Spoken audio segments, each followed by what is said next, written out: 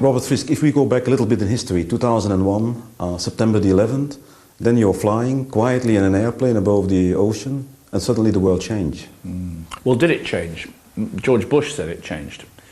Mr. Blair said it changed. And that was used, of course, as an excuse to rip up all the human rights laws, put people in Guantanamo, hold people without trial, torture them.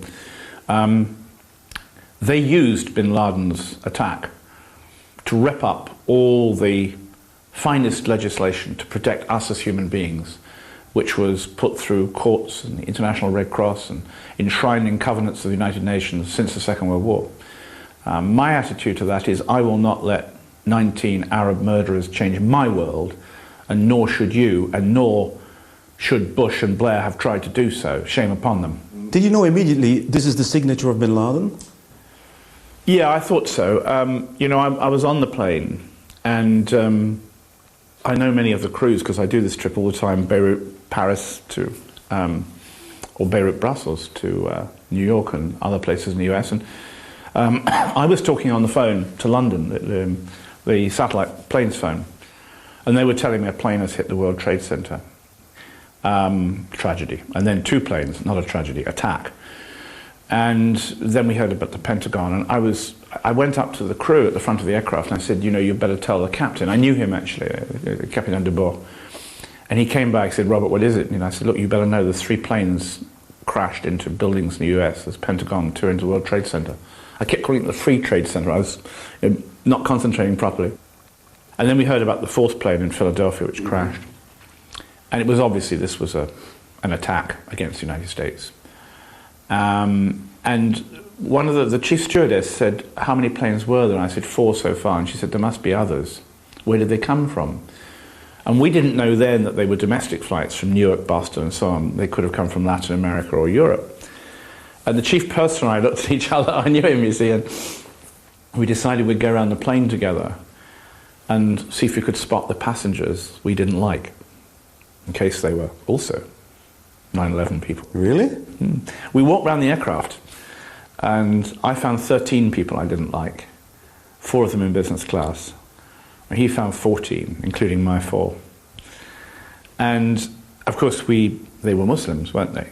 And we were suspicious of them because they had beards or darker skin, or were using wari beads, or were looking at me because I was looking at them very suspiciously. And as I went back to the front of the aircraft, I thought, well, you know, bin Laden, for I was sure he was involved, had turned me into a racist. Nice liberal Bob Fisk had been turned into, I was profiling my fellow passengers by their ethnic origin within a few seconds. And I was sure it was bin Laden because, you know, the last time I saw him in 1987 in Afghanistan, he had said to me, we were sitting on the top of a mountain in his training camp, originally built by the CIA, of course. And he said, Mr. Robert, I pray to God that he permits us to turn America into a shadow of itself. And for you it was very clear that after the attack America would immediately invade Afghanistan. Oh, I said so in my article. I mean, I sent my report to the paper at about 4 or 5 o'clock European time to London. And I said, you know, who are we going to bomb? How many thousands are going to die for this? And I said Afghanistan. I didn't guess Iraq at that point, though it was quite quickly it came up. And I think if you go back to the article I wrote on that day, I actually said how many people will die in Afghanistan for this. And then the next day I wrote a big article saying, this is madness. But the big question I asked that night was the question, why? Why did this happen, you know?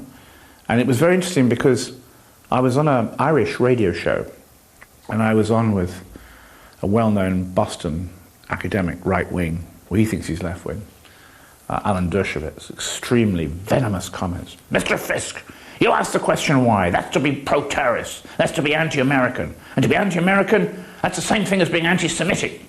In other words, if you ask why, it means you're a Nazi. It's already too much. No, you're a Nazi is what the implication was, you see. And it seemed to me this was preposterous. I mean, I realized why they wanted to close down on the why question, because it raised serious issues of America's relationship with the regimes of the Middle East and its relationship with Israel. And then I said, well, hold on a second. If you have a crime in the street, anywhere in New York, the first thing the cops do when they turn up, or in Brussels, they look for a motive. But when we have this international crime against humanity, we're not allowed to look for a motive. How very odd. You know, I mean, these 19 men were Arabs. That meant they came from the Middle East. Is there a problem out there?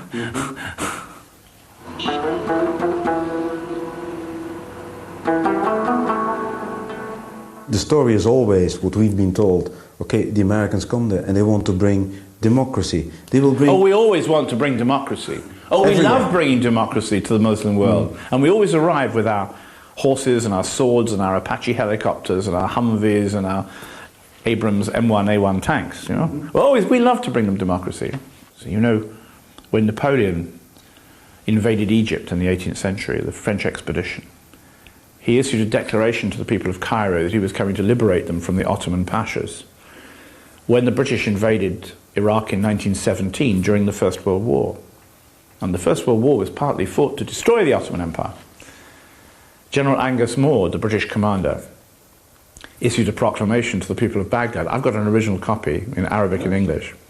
It begins with the words, to the people of the Muhafazat, the governorate of Baghdad, we come here not as conquerors, but as liberators to free you from generations of tyranny. Could have been written George W. Bush, but it was General Angus Moore, 1917. What happened? In 1920, an insurgency began against the British occupation. We shelled the city of Fallujah. We shelled the city of Najaf. British military intelligence in Baghdad, 1920, told the War Office in London that terrorists were crossing the border into Iraq from Syria. The Prime Minister, Lloyd George, stood up in the House of Commons, 1920, and said, if British troops leave Iraq, there will be civil war. I mean, absolute fingerprint, perfect, identical story of the American-British occupation today. And again, we say we want to give the Iraqis democracy. I think the Muslim world would like some of our democracy. And I think they'd like a couple of packages of human rights off our Western supermarket shelves. But they also want a different kind of freedom. I think they want freedom from us. And this we do not intend to give them. So how do you see then the future for Afghanistan? You've been back a year ago. Did anything change apart from Kabul? Well, I think what's happened in Afghanistan is there's a line, and the Pashtun areas to the south will probably just have to be left to themselves. I suspect Afghanistan may split into two countries, the northern bit and the southern bit. I don't know whether there's a federal arrangement there. But I don't think...